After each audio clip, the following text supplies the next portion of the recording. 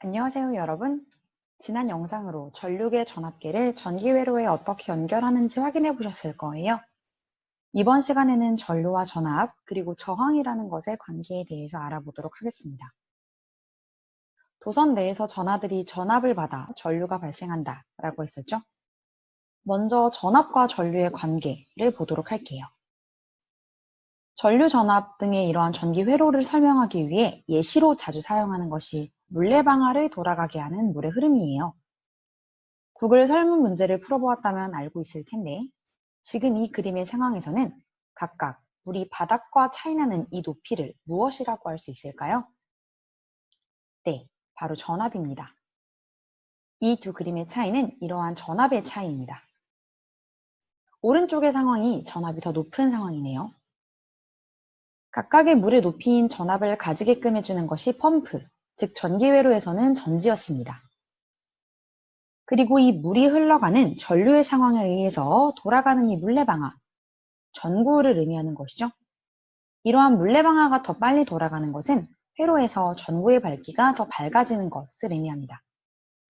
이는 곧 전류의 세기가 더 세다라고 표현할 수도 있죠. 이 그림에서 물의 압력이 커질수록 물레방아가 돌아가는 속도가 더 빠르다는 것을 확인할 수 있습니다. 전류라는 전하의 흐름을 만들어주는 원인이 전압이라는 것을 염두에 두고 이를 회로의 상황에 연관지어서 생각해 본다면 전압과 전류의 관계를 정리할 수 있을 텐데요. 전류의 원인인 전압의 크기가 세질수록 전류의 색이 역시 당연히 증가하게 될 거예요.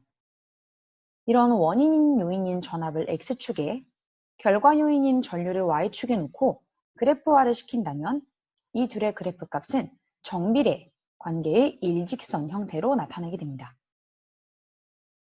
이러한 전압과 전류 등의 관계를 밝혀낸 과학자 옴의 이름을 따서 이를 옴의 법칙이라고 부를 건데요. 옴이 설명한 내용은 이보다 조금 더 구체적인 내용이에요. 바로 도선 내부의 상황을 고려해서 전압에 의해 전류가 얼마만큼 증가할 수 있는지에 대한 이야기까지 더해놓죠. 도선도 결국 물질이기 때문에 이 도선을 구성하는 원자가 있을 것이고 여러 물질 중 이러한 원자의 전자가 자유롭게 흐를 수 있는 경우에 우리는 전기가 통하는 물질, 도체라고 부릅니다. 도체로 만든 도선에 전압을 걸어주면 도선 내부에서 전자가 이동하고 이렇게 전하가 운반되는 흐름을 전류라고 했죠. 그렇다면 전자가 이동하는 이 상황에서 전자 자체에 초점을 두어 볼게요. 이 전자가 도선 내부에서 이동을 할 때 움직이지 않고 제자리를 지키는 원자, 원자 핵이라고 이해하면 쉬울까요? 이러한 것들과 충돌이 일어나게 됩니다. 이렇게 전자의 흐름에 저항이 발생해요. 전기회로에서의 저항을 바로 이것으로 이야기합니다. 이 구조물의 윗부분부터 아랫부분까지의 높이 차이는 전압으로 생각을 할 수 있을 거예요. 이러한 전압, 이 높이 차이에 의해서 윗부분에 놓여져 있는 구슬은, 즉 전자는 아래로 이동을 하게 되겠죠. 이 흐름 자체가 바로 전류이죠. 도선 내부에서는 이렇게 자유롭게 이동하는 구슬, 전자 이외에도 원자 핵의 구조가 있다는 것을 명심해야 합니다. 도선 내부의 다양한 구조에 의해 이 구슬은 부딪히며, 즉 저항을 받으며 아래로 흐르게 되죠. 그렇다면 도선을 구성하는 물질이 어떤 것이냐에 따라서, 다시 말해 모양이나 재료가 다른 물체가 도선이라면 이 전류 흐름을 방해하는 내부에서의 정도도 모두 다르겠죠? 지금까지 본 저항의 이야기를 그래프로 다시 한번 정리해 볼게요.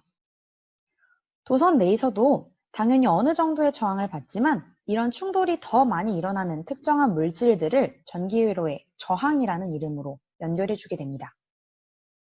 이 두 개의 그래프는 서로 다른 두 종류의 저항이 연결된 전기회로의 전압을 높여 주었을 때 전류가 어떻게 흐르는지를 보여주는 그래프입니다. 두 그래프에서 공통적으로 볼 수 있는 것은 전압을 높여주면 전류의 세기가 증가한다는 것이죠. 이처럼 전압과 전류는 비례관계입니다. 그렇다면 전류와 저항의 관계는 어떨까요? 왼쪽의 그래프에서는 전압을 높여주어도 오른쪽의 상황에서만큼 전류가 더 크게 증가하지는 않는 것을 볼 수 있네요. 그렇다면 어느 쪽에 저항이 더 큰 것일까요? 맞습니다. 왼쪽의 저항이 더 크기 때문에 전압을 높여주어도 전류의 세기가 더디게 증가하는 것이겠죠? 이처럼 저항이 크면 클수록 전자의 이동이 어려워지기 때문에 전류는 작아집니다. 즉, 전류와 저항은 반비례 관계이죠. 그렇다면 어떤 경우에 저항이 더 크거나 작은 것일까요? 첫째로 한번 길이 상황에서 비교를 해볼게요. 길이가 길수록 저항을 받는 정도가 더 커질 테니까 길이가 짧은 것이 저항이 더 작겠죠? 즉, 이 그래프에서는 왼쪽이 긴 저항을 연결한 경우, 그리고 오른쪽이 짧은 저항을 연결한 경우가 됩니다. 두 번째는 두께의 상황에서 볼게요. 두께가 넓을수록 전자 이동이 더 수월하겠죠?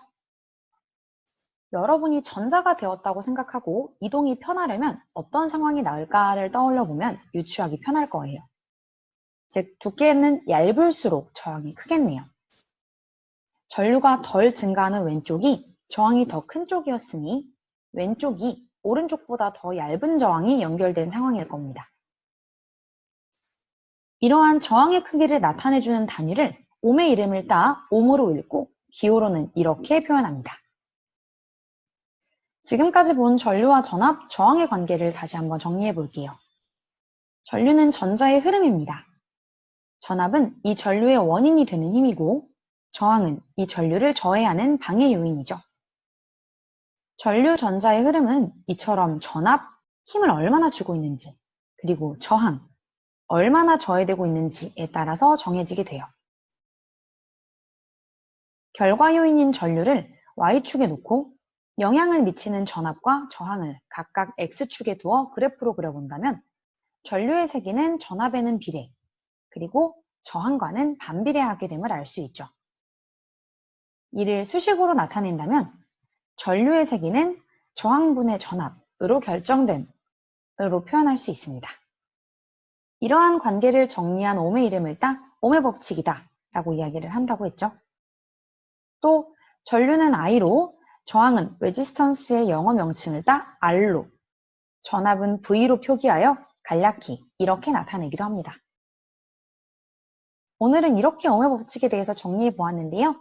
결국에는 전류와 전압의 관계, 그리고 전류와 저항의 관계를 통합해 놓은 이야기입니다. 차분히 정리하며 두 경우의 관계를 이해해 보도록 하시면 됩니다.